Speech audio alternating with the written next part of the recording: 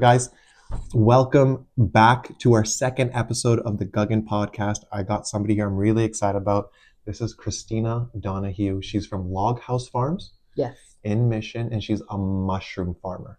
Mushrooms are extremely interesting things, and we're just going to sit and talk about mushrooms.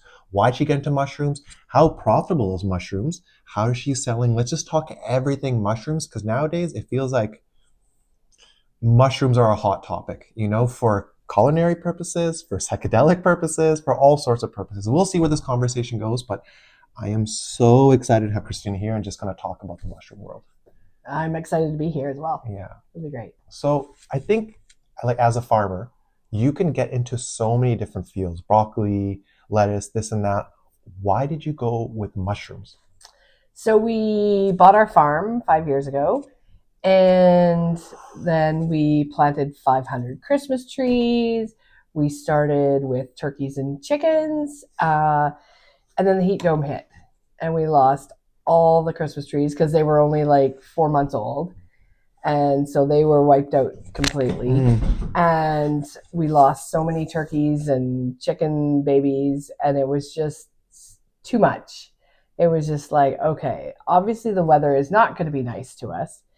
So we thought that we would find something we could grow where we controlled the environment. And we still wanted to do something with the farm.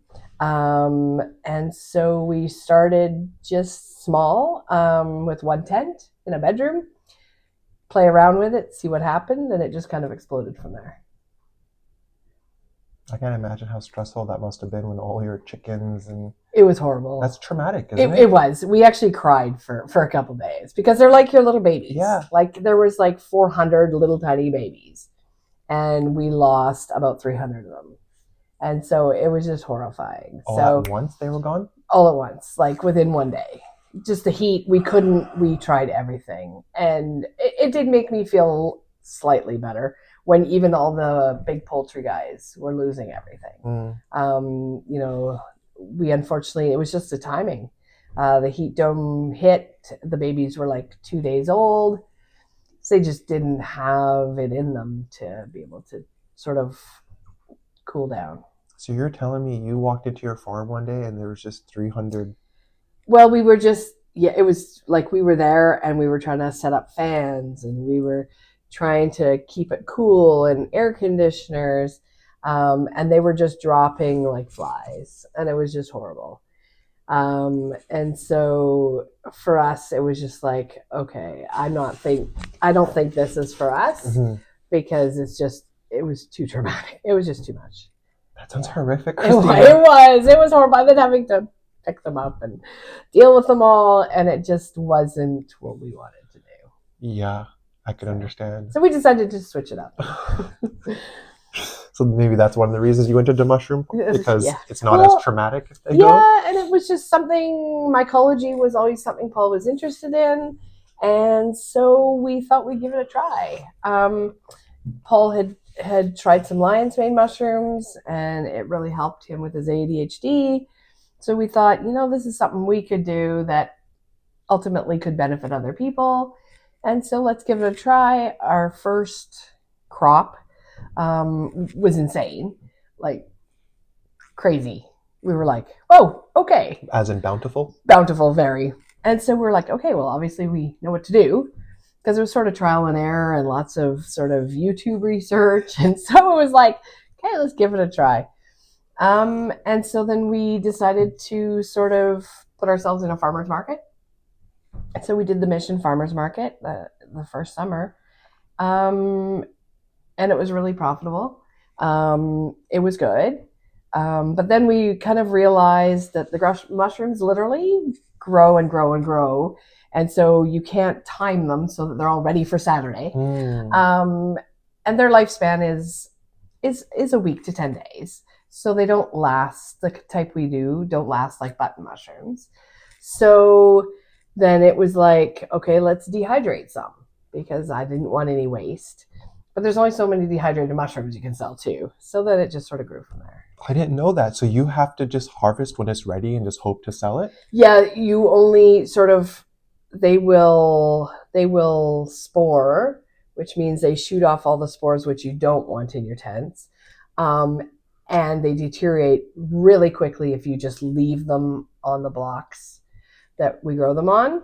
So you have to harvest them when they're ready. Like you have like a 2-day window to harvest. Otherwise they spoil. Now, once we harvest them and we get them refrigerated, then they last a week to 2 weeks. Sure. But in the picking process, that has to be very timely because they go from being these little tiny pins of mushrooms to a full-blown mushroom in 2 days. And then you get maybe an extra day if you're lucky. Interesting. And that's it. And so the spore is just kind of like, I'm going to go, it's time for me to leave. Let me just spread my seed. That's right. And it goes everywhere. It gets in all the exhaust system and it's a mess. Yeah. So we try very hard to prevent that. So picking it is very timely. We pick twice a day.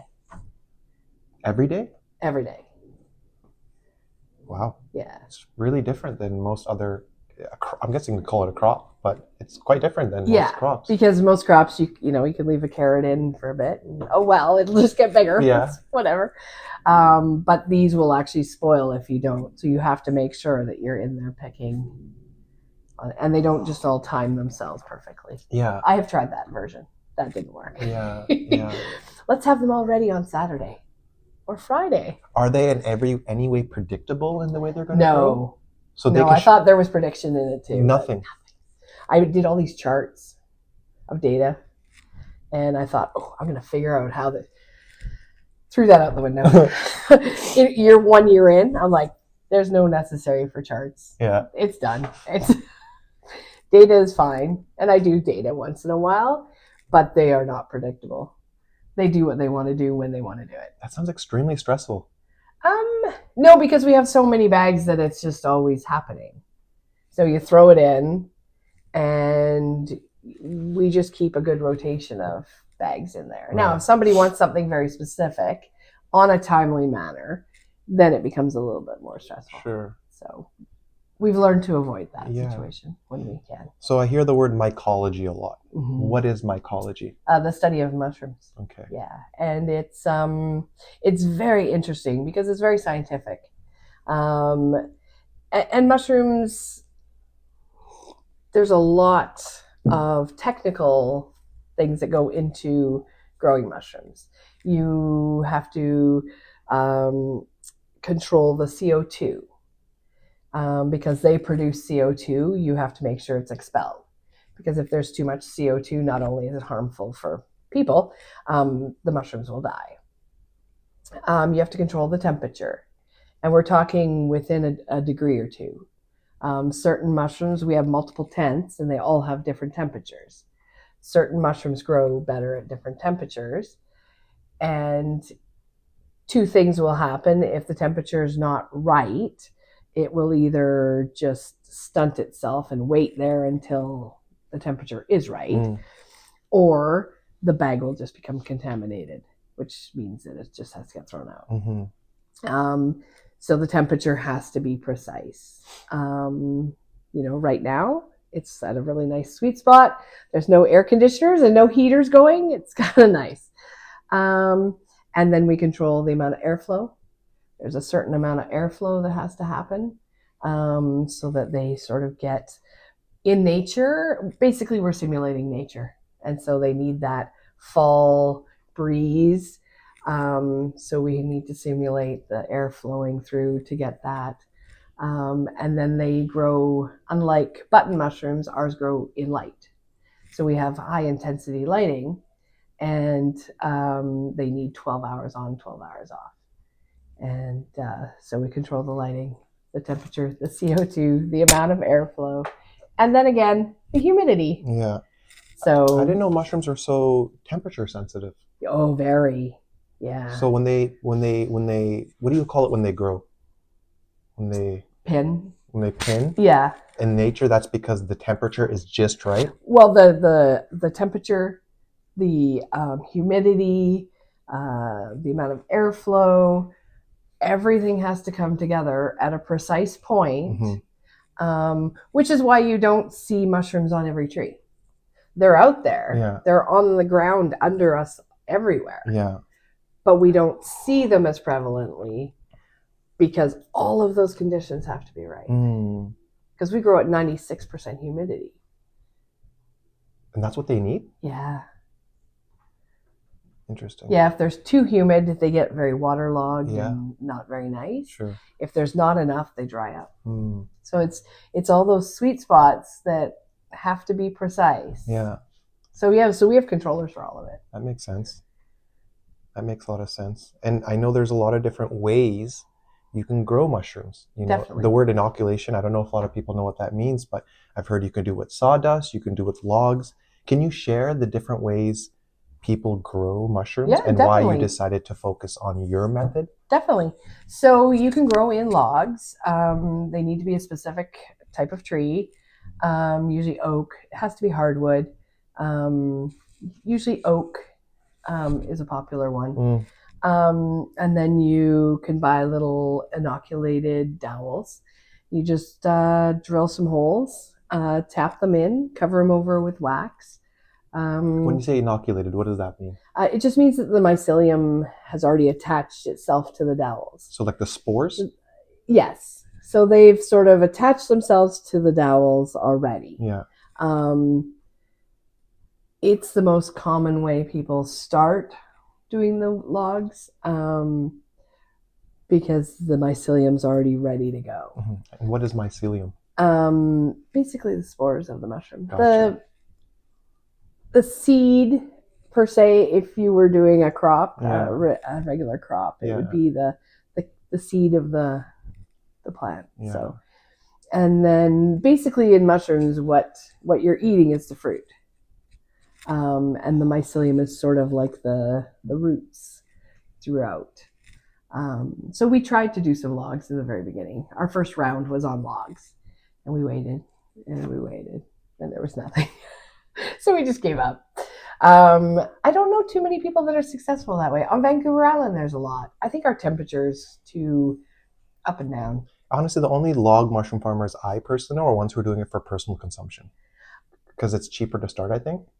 I think it's cheaper to start, and you're not so worried about being able to do it year round. Because that's the big problem with logs. It's one shot, and then that's it.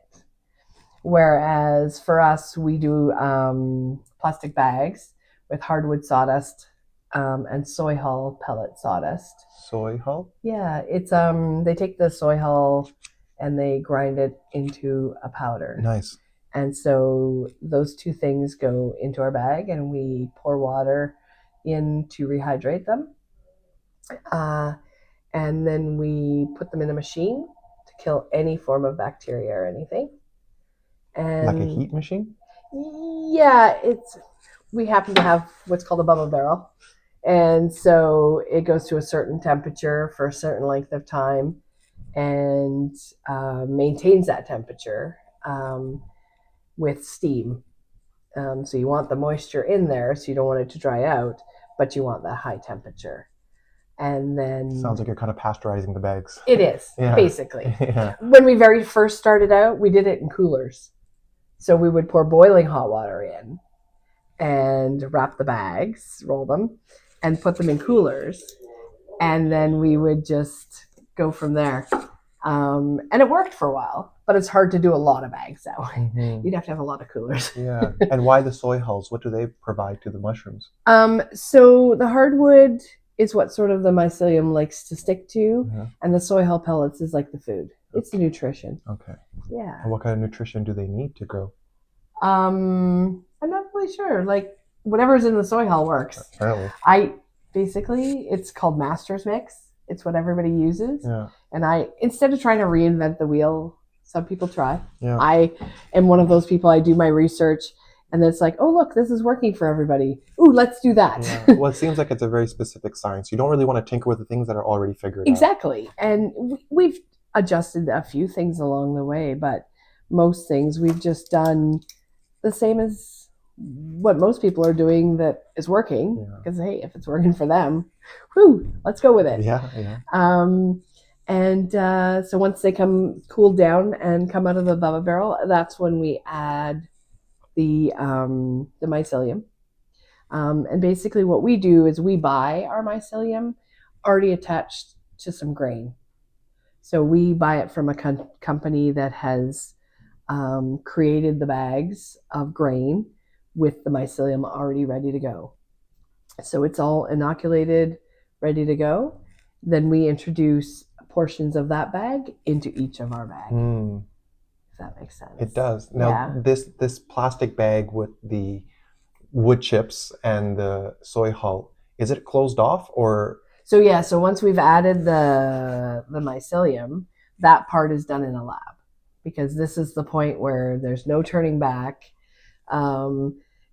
Any contamination that can go in is going to go in. Right. So then the bag, once the mycelium's in, the bag is sealed. There's a filter patch on the bag. They're very specific to mushroom growing. There's a filter patch, and that's how it breathes air through the filter, because it's completely sealed. Interesting. Yeah. And then we give them a really good shake. This is unfortunately the very labor-intensive portion. Is shaking the bags. You have to shake each bag about 3 minutes. Wow. I know. So this is very labor intensive, because you want all of that grain that went in there to distribute all over the bag. So we make 5-pound bags. And so they're a good size. Yeah. They're about, and so you've got to shake. Literally just shake and tip and turn and shake and shake. That's an arm workout then, isn't it? It is, yeah. And so, like, if you're doing 100 bags, 300 minutes. It takes a while. Yeah, I'd imagine. So then once that's done, then they come out of the lab and they go into what we call our incubation room. And this is where we simulate summer. So it's a nice toasty 32 degrees. It's like, So this time of year, I like it in that room. So they go into there on racks, and they stay there for 2 to 3 weeks. Okay. And just everything happens. The mycelium starts eating away and attaching itself to all the hardwood sawdust. And we end up with a nice white block. Oh, thank you. A nice white block that's ready to go in the fruiting chamber. And then we head to the fruiting trailer, and inside we have 3 large tents, and they're like grow tents, but big. And that's where we control all the temperature and all the everything. And they're in there a week to 10 days. In the fruiting tent. In the fruiting tent. And then all of a sudden we'll start to see them appear. Poof. And then once we're done and we pick them, we get 3 more flushes off every bag. So we tape over the hole, turn the bag, make another little X, let it be. A week to 10 days, more mushrooms appear. I got so many questions. So in the stage that you shake them up and you let them sit there for 1 to 2 weeks? 2 to 3. 2 to 3 weeks? Do you pretty much just leave them alone, or do you check in on them? We check in on them because we're looking for contamination. Okay. So like mold? This is where, no, it's called trike. Trike. It's a green contamination. And it's our biggest sort of issue. And this is where it will surface. And where does trike come from? How does it get introduced to this sterile system? Well, if the system doesn't quite work as sterile as you want, that's when it's introduced. So somebody coughs or sneezes. Somebody has contamination on their clothing or in their hair. So the lab is pretty much a really sterile place. Are you hazmated up too? No, not really. Okay. We wear a lab coat, and I put my hair up, and we wear gloves and little booties on our feet. We try, we change our clothes to go in, just so that it's as clean as possible. Yeah. Because any kind of contamination, and then we have a HEPA filter on a fan that blows. So while you're working, it's blowing at you. And so anything that you are carrying Sure. is hopefully being blown behind you, Interesting. not in front of you. Honestly, like, how long have you been doing this for? 3 years. I'm gonna check your mic real quick. 3 years. So this to you is all Fairly new. just fairly new, but you're quite familiar with the process because you've done it. Yes, thousands of times. But this sounds like quite an overwhelming process, especially when you're first starting. We did it really simply, actually. We did it in our kitchen with a cooler, and it worked for a while. Yeah. And we actually had very little contamination. But we made sure everything was clean, our clothes were clean, we made sure we swept and wiped down the walls, and we kept it as clean as possible. But then when you start getting into mass production, that's when you start having problems. Yeah. So it kind of sounds like one advice you have is if you're getting to mushroom farming, you really just want to start small. Definitely. Yeah. We literally just started with a little 5x10 tent in a basement bedroom to see how it would go. And then we've bought equipment as we went.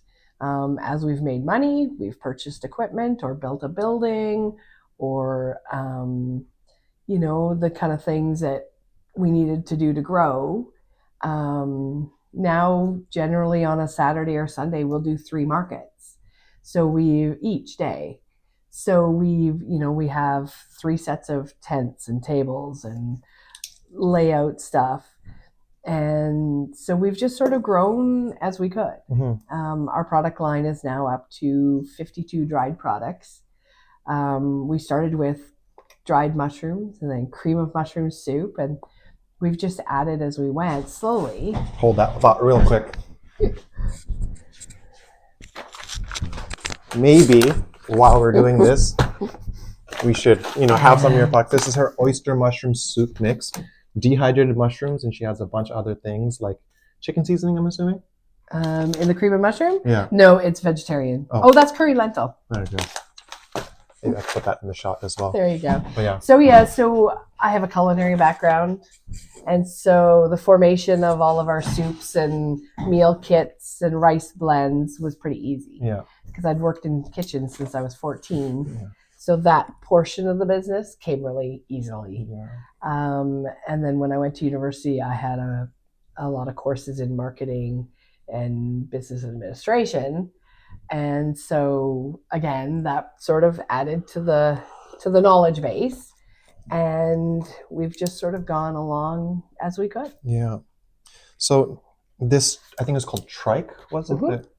How has your experience been with trike? Have you had... Very little. Okay. We've been I like to say fortunate, but I think diligent is more the word. Yeah. When you're going along and you're putting money into doing these things, to just see bags being thrown out the door because you made a mistake or you weren't diligent enough kind of hurts the pocketbook. So you can't really afford when you start out because a lot of farming doesn't pay a lot. In the beginning, you're sort of trying to build up your reputation. You're supposed to try to build up your supply. And so if you're just throwing things out the door that cost you money, that's not good business sense. So if you can control all those things that you can control, because there's a lot of things you can't control, but when you can control certain things, I think that's the best way to do it.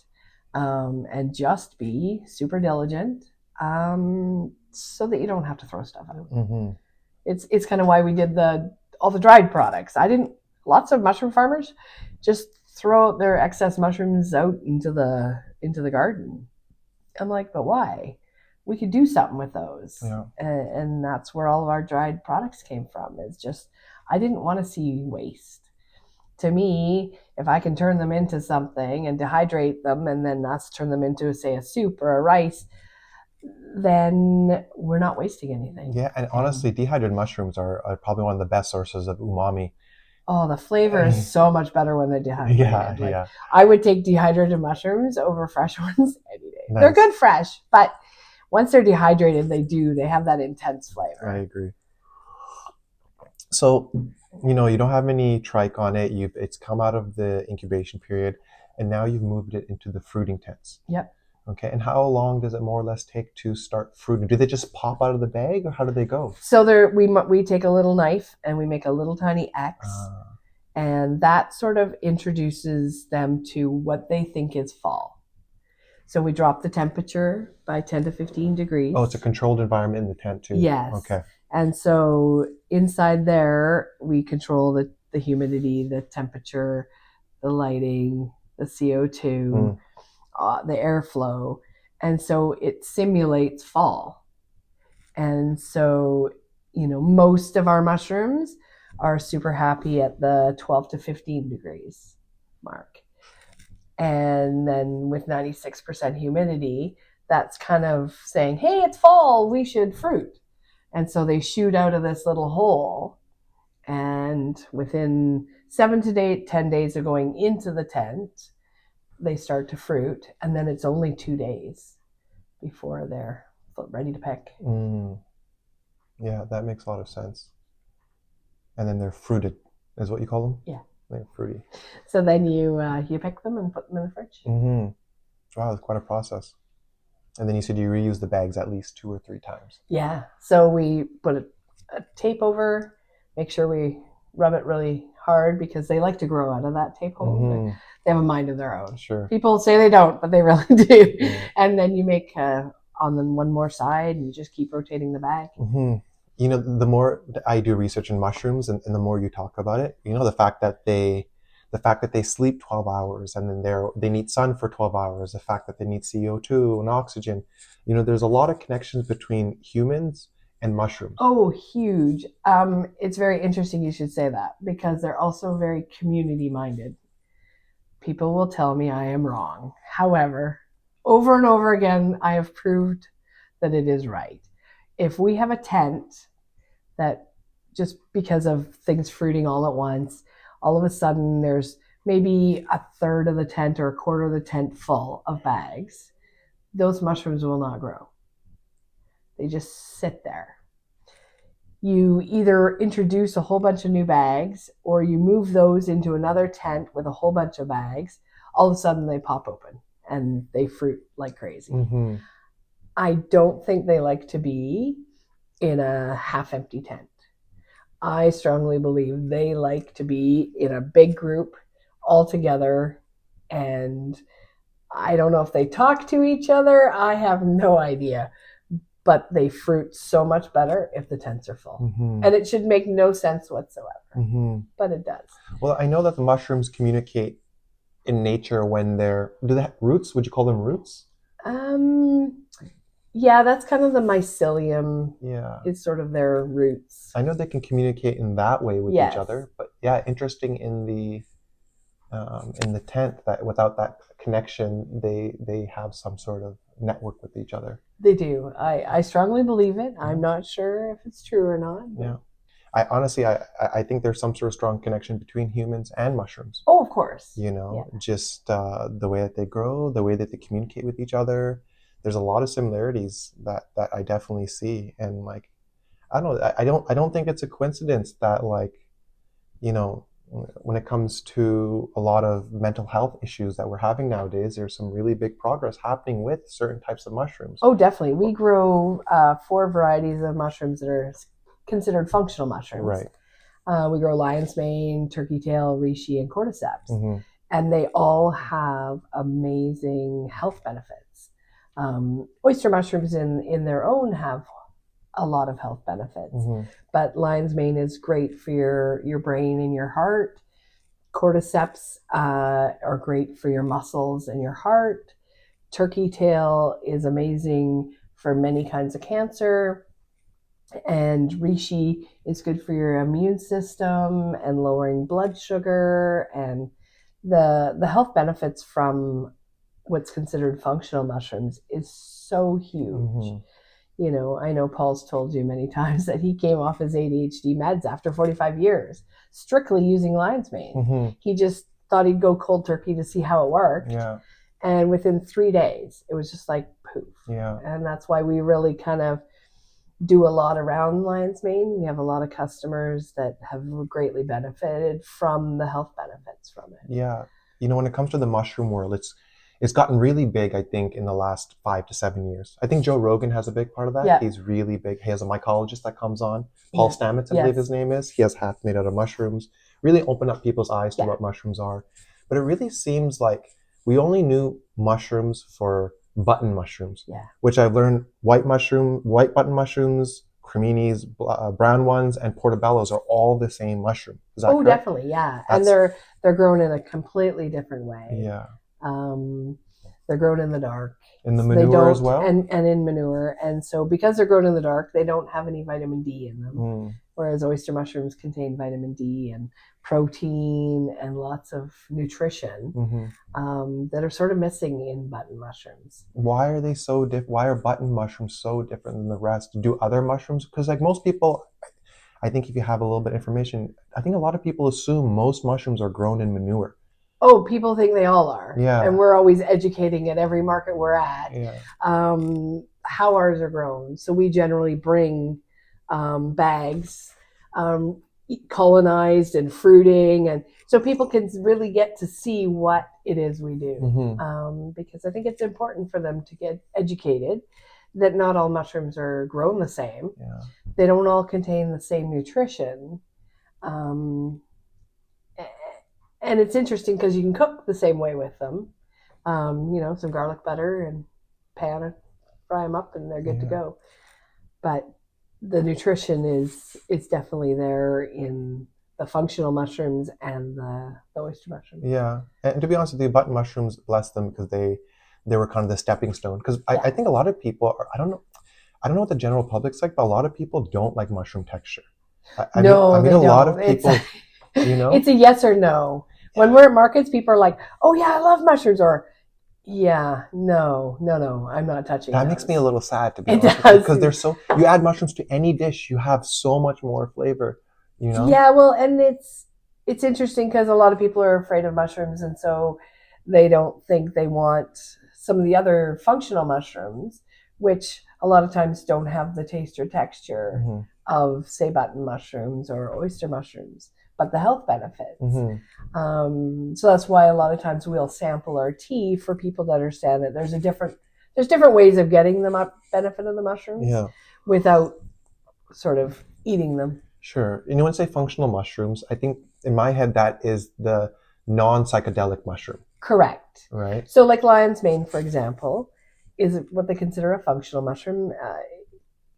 Chinese culture has been using the functional mushrooms forever. They're just relatively new in the North American kind of avenue. But you get a lot of the same health benefits to do with anxiety, depression, all of that from lion's mane, but without the psychedelic portion. So you're not getting that trip that you would get from a psychedelic mushroom.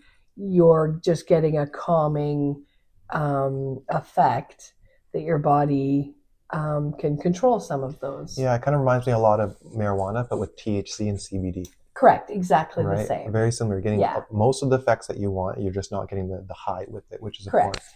Yeah. So when you say functional mushrooms, that's one that have a lot of health benefits. What category would you put button mushrooms underneath? Non-functional? Culinary. They're considered a culinary mushroom, just like oyster mushrooms. It's just that there's a big difference in taste, texture, nutrition. Oyster mushrooms gain so much nutrition from the hardwood and the soy hull, whereas unfortunately there's not a lot of nutrients in the manure that the button mushrooms are. But button mushrooms last so much longer. So I think that's the big draw, is button mushrooms you can go to the store and get readily because they'll sit on a shelf. It's a lot harder with oyster mushrooms. Yeah, for sure. And that's why generally we sell at farmers markets and other types of venues, because it's harder to keep it on a store shelf. So that's probably why button mushrooms became the main grocery store mushroom, because shelf life. Yeah. But also it's probably cheaper to produce because it's produced in darkness, I'm assuming. Probably, yeah. Yeah. And I don't think they have to control the environment quite so much. Mm-hmm. Very interesting. So tell me about all the different mushrooms. Tell me what the first mushrooms you started with, and tell me what you added as you kind of went about your process, your journey. So we started with lion's mane. The first one was lion's mane. The first one, which is the hardest mushroom to grow. Yeah. But we just, all in. That's it. Lion's mane and blue oysters. Blue oyster. That went pearl oyster. So we sort of started with those three and thought we'd see what happened. Yeah. And the tent was full, like super full. And so then we just started adding, as we added numbers of tents, we could add different types.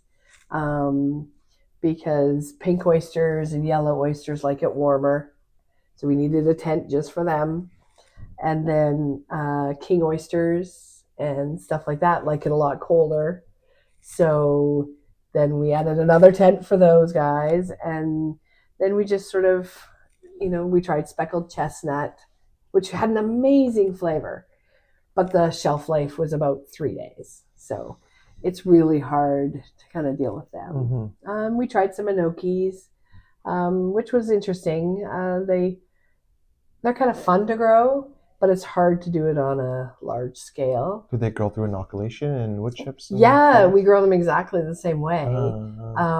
It's just the amount you produce, or at least the amount we produced, wasn't a lot. Right.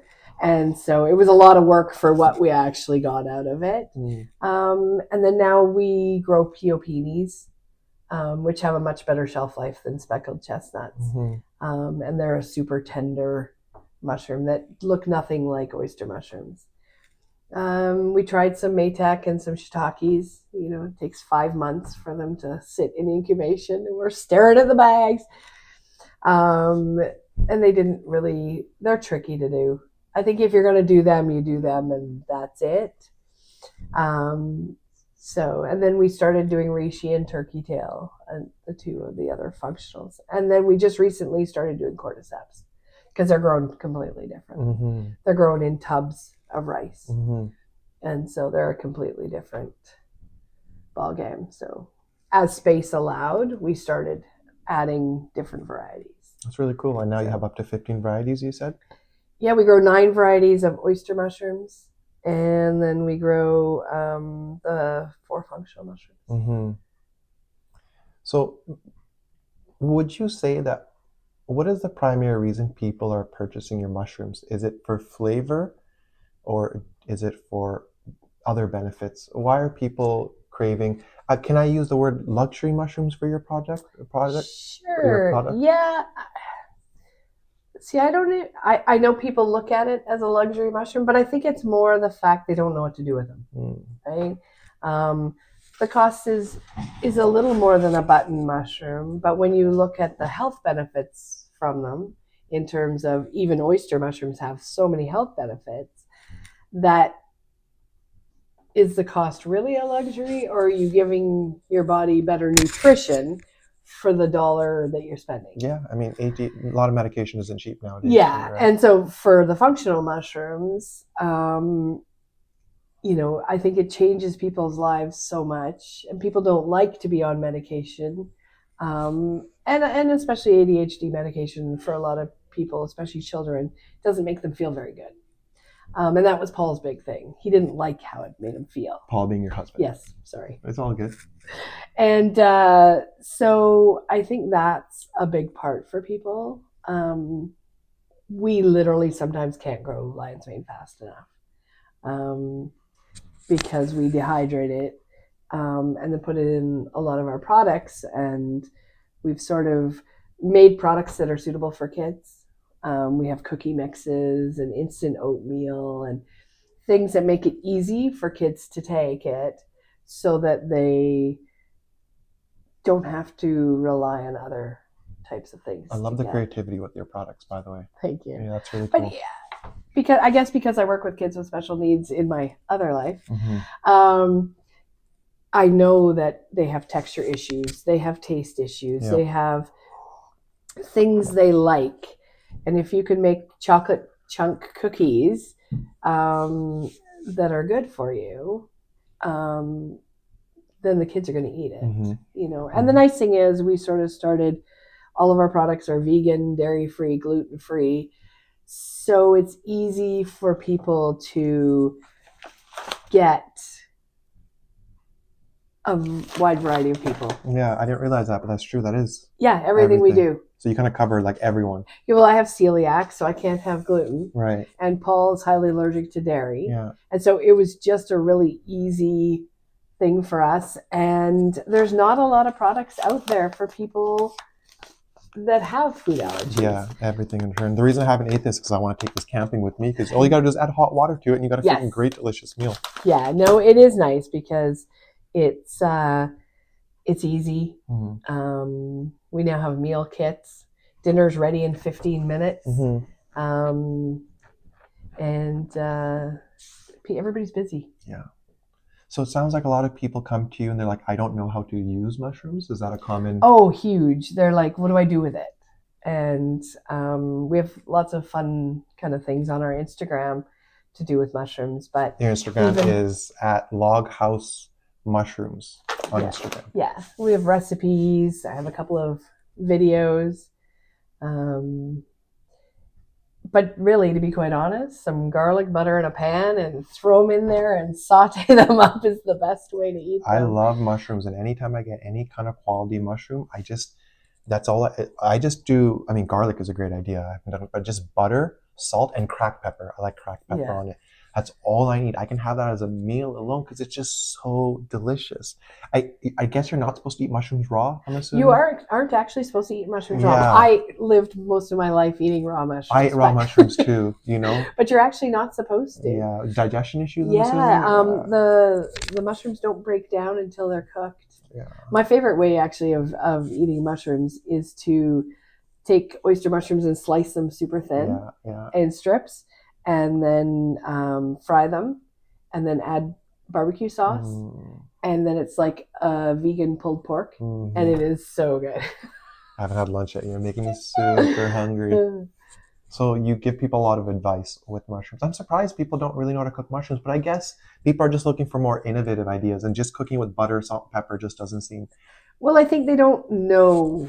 Like, to them, a lot of people say, oh, and those are the fancy mushrooms. Yeah.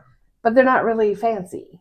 It's just you don't see them in the stores, and they're not a mainstream type of thing. So I think people think of them as fancy because they're not normal. Yeah. It's not what they're used to. Yeah.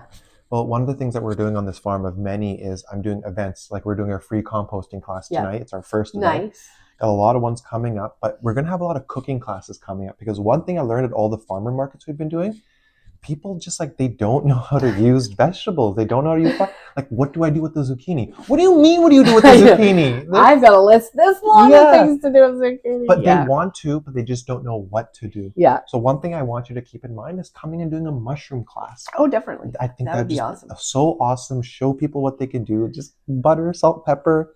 There's a lot of things you can do. Blue oyster mushrooms and lion's mane has the texture of chicken, but very little flavor. It takes on the flavor what you do. It's very spongy. It is. So it's great to make anything you do with chicken, but it also makes really good crabless crab cakes because it's got that texture.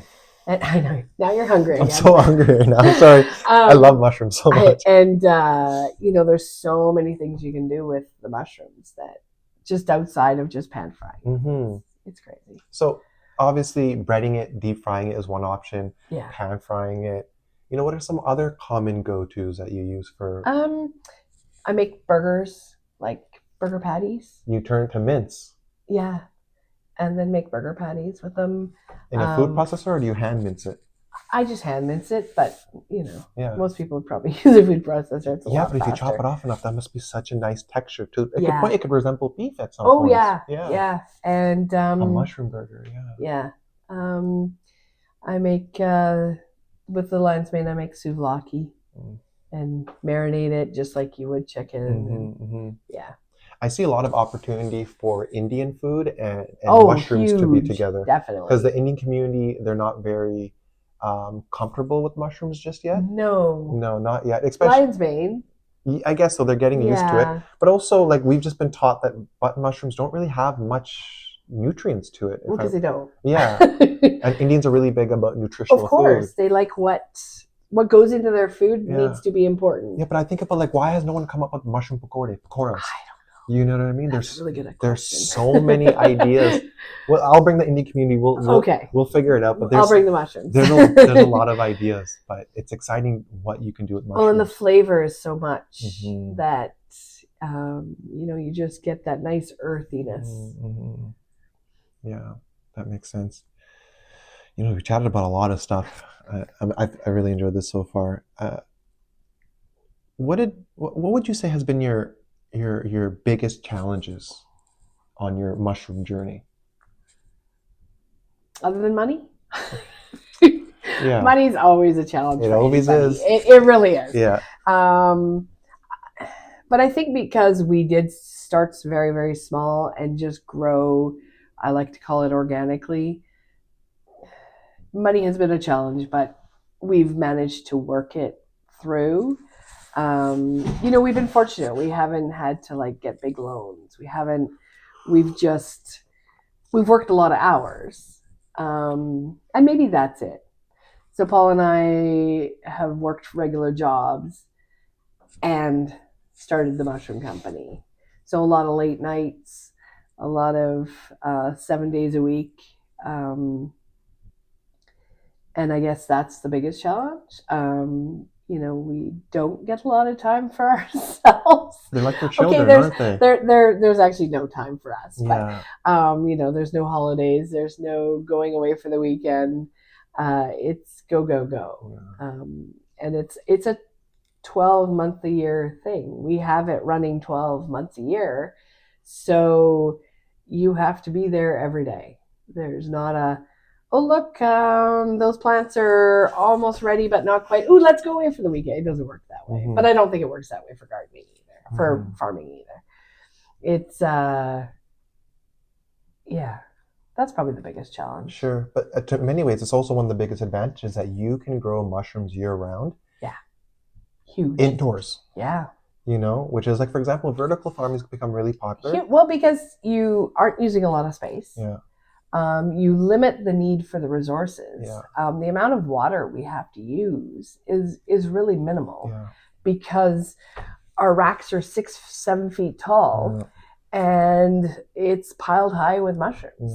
And so we don't have to use a lot of resources that, if you think of big farming fields and they're having to spray water everywhere and hope that the rain comes when it does. And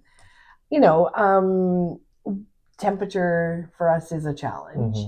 There are days when it's really hot that we have 5 or 6 air conditionings pumping out going, please cool down.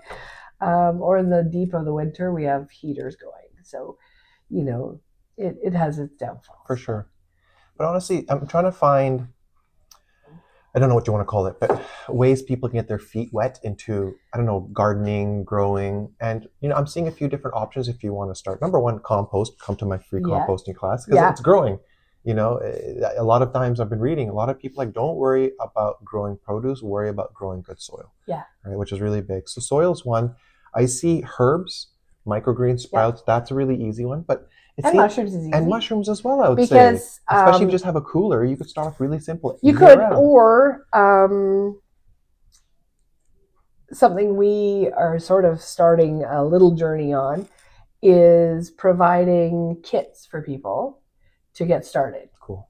So it's like a 5-foot tall mini greenhouse you'd have in your house or your basement or your garage. And it holds 9 bags of our 5-pound bags. So you don't have to do all the heavy legwork, but yet you do get to experience the mushrooms growing. Sure. And have a variety of mushrooms at all times. and it takes very little space. Mm-hmm. And when you do it inside, your environment is a little bit less sensitive. And so that's sort of a journey we're sort of starting is getting people being able to do some of it in their house. Yeah. But definitely, if you want to start at point zero, a grow tent and a cooler and isopropanol bottles. You can make something we should have taken out shares and isopropanol before we started this journey. But it is something that's doable on the small scale. Yeah. For a lot of people. Yeah, if you want to get into a business, but also if you just want to grow something in your house. Exactly. Because I don't know, they're like your children. Definitely. In many ways, yeah. you know? And it's exciting to watch them grow. I'd imagine so. And just the flavor that you get out of them would just be really exciting. And that makes a lot of sense. You know, we've talked a lot about kind of your journey and how you got into it and how you grow. But at the end of the day, if you ask me, that's the easiest part. It seems like selling would probably more or less be the hardest part of this journey, no? It is, because it's educating. Like, we can't just go to a market and when you see vegetables, you're like, oh, I like tomatoes and carrots and celery. I want those, and those, great, perfect. For us, it's a lot of education. Either even the oyster mushrooms, but then all the functional mushrooms, because people don't understand the benefits of them or what they can do for them, or how to use them, or who should not use them. And they've heard about the buzzwords. Definitely. They've heard about it, but they got the curiosity at this point. Yeah. A lot of people have recently been watching Clarkson Farms. We actually just recently, about 2 weeks ago, watched it finally. Just because everybody seems to be asking, oh, have you seen Clarkson Farm? We're like, no. We thought we better watch it. Yeah. So we watched it. It was really interesting to watch his journey. But it is a lot of educating people because they're not sure what to do with them and how to maximize the dollar value. For sure. But it kind of seems like your main avenue for sales tends to be farmer markets. Oh, definitely. What are some other avenues that you've played with or are you using to help move your mushrooms? So we go to, other than farmers markets, during Christmas time, we do Christmas markets. We went to Planted, the vegan expo, the Trade and Convention Center. Our website, people can pick up from the farm. Unfortunately, shipping is kind of expensive. Sure. So it sort of has been a bit of a deterrent for us to go that way. Yeah, you know, with I'm coming up with a lot of ideas that I'm testing of how we can make farming more profitable. And one thing I haven't really seen take off, or maybe it has and I haven't really seen around, is community-supported agriculture, the CSAs. Right. Which, if people don't know, it's pretty much like a subscription. You sign up to a farmer and they send you a box every month. And we know several farmers that do it. Yeah. And we've actually approached them and said, hey, we'd like to put our mushrooms in. And I think for them, they're not 100% sure how well mushrooms would be received by their customers. Because they're always like, oh, that sounds like a really great idea. Well, maybe we'll try next year. But I think they're hesitant because of the education needed. Yeah, well, that's one of my goals for next year is to get more CSAs live. Yeah. Because, like... Oh, they're a great thing. Amazing. They're huge in Ontario, apparently. You know, it's just... In lots of parts of the country. Yeah. Where if you just... And you can get really good deals if you just get the produce. If you get enough, you can get delivery systems set up. You know, but I think there's a lot of potential. And, like, I could see a lot of people signing up just for a mushroom CSA. You know what I mean? Just like once a month, you're just getting a random mix of different mushrooms. I know I would be interested in that. I didn't know oysters came in different colors. Like, that's so cool. Oh, yeah. But it seems like there's a lot of opportunity to sell, but it seems like you're exploring a lot of them yourself. Yeah. It's been a journey. I'd imagine so. Did you have anything else that you maybe wanted to share to No, people? I think you've covered a lot. It's honestly, I have a list of everything, and it's so funny. We start the conversation, and I look, okay, well, we just talked about everything we wanted to. But I think a lot of people watching this are people who are just interested in mushrooms, people who are interested in growing. Yeah. You know, and it sounds like I've heard some advice, such as starting small Yes. with Oh, definitely. mushrooms, and staying away from the logs. And is there any other advice that you would give? Actually, let's do this. Say, for example, there's a portal. You have access to a time portal, and you walk through it, and you're able to interact with Christina right before she gets into mushroom farming. And you say you only have 2 minutes to talk to her, and you can only talk about mushrooms. Obviously, you don't want to talk about so much else. You know what I mean? But what would you tell her about her mushroom journey before she would start? I would basically, the starting small is huge. Know your know your clientele, because what's good in Abbotsford doesn't work in Maple Ridge, That's true. which doesn't work in Langley. Yeah. And I think that has been the biggest eye opener for us, is that there's no prediction in any of it. Every week is different. And what works in one town definitely doesn't work in another one. Yeah. And that goes from the types of mushrooms to the types of dried products to the way it's laid out and people interacting with it. Yeah. Every town has its own individual uniqueness. And it's, at first we thought it was culturally based, but then we realized that didn't really pan out either. Yeah. So every town seems to have their own uniqueness. Yeah, I think that makes a lot of sense. From my general observation, the more you get closer to Vancouver, the more culinarily open-minded people are. Oh, most definitely. Right? Yes. So people, maybe Abbotsford's not that open to lion's mane, but I know there's a huge demand for lion's mane in Vancouver. Yeah. That's interesting. So I guess my last question for you is, we've talked about your past, where you are today. What kind of future do you want to see for yourself? Is mushroom farming something you're going to be committing yourself to? Oh, definitely. No, we're in for the long haul. Mm-hmm. We're sort of starting to ship our bags places, like the Northwest Territories. So our inoculated bags ready to go. They need the help. The food prices I are know. so fucked over there. And we're starting to sell them even at our markets, so that people have the opportunity to take a bag home, grow their own, and just have that experience. And so that's kind of our next kind of push. Mm-hmm. We sort of now grow all the mushrooms that we want to grow in terms of varieties. The next big push is sort of getting people to be able to grow their own. Mm-hmm. And, whether it's like, here's a bag, put it on your kitchen counter, or here's your mini greenhouse and your bags. Here you go, start mm-hmm. fruiting. And allowing them to experience that. Mm-hmm. Because it is pretty eye-opening to be able to experience that. I imagine so. But do you see a future where you're able to hire a staff member and be able to... So we have staff now. Oh, do you? We do. Congratulations. Yeah, we've had staff almost from day one. Okay. Only because I like to jump into doing lots of marketing. Sure. Spread the wealth of knowledge. Unfortunately, staff come with challenges these days, though. So last year we had a lot of staff. We had 5 staff members. Mm-hmm. But the challenge these days is just having people show up, people wanting to work. Stick around. Yeah. Not be on their phones. Be present. Yeah, get off your phone. I'll tell a little mini story. I don't think staff understand how interconnected all the vendors are. It is like a family.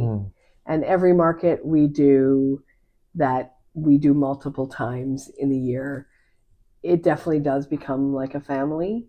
And we notice that especially at your market. It's like a family. We've all gotten to know each other. We all like, oh, I'm glad you're here. Oh, Samantha. And I know, and it's just it's a family, and so I would get texts from vendors. Christina, do you know your staff member hasn't engaged with one single customer because they're on their phone?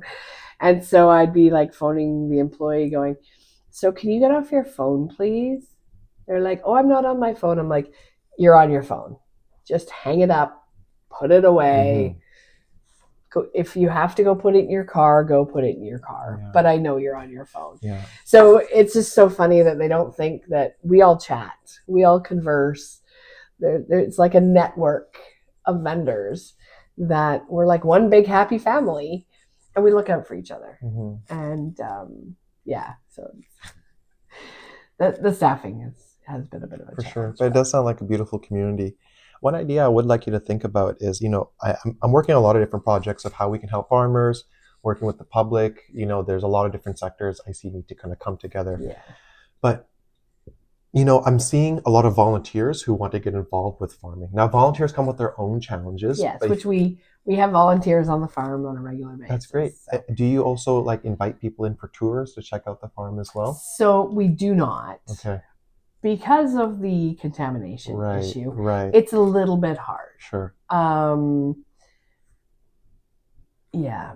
Too many people traipsing through adds to the contamination problem. Yeah. So that's always been, because we've had lots of people ask. Yeah, they're like, "Oh, I'd love to come see," and we've had a few people come see. Yeah. But it's not something that is easily done without having a separate little building with all glass and you can see at the stages as you go. Yeah. We're not quite there yet. That makes sense. We would love to be able to share it. Yeah. I think there's a lot of demand to see a mushroom farm, to check it out. Yeah, and to understand what goes on. Yeah.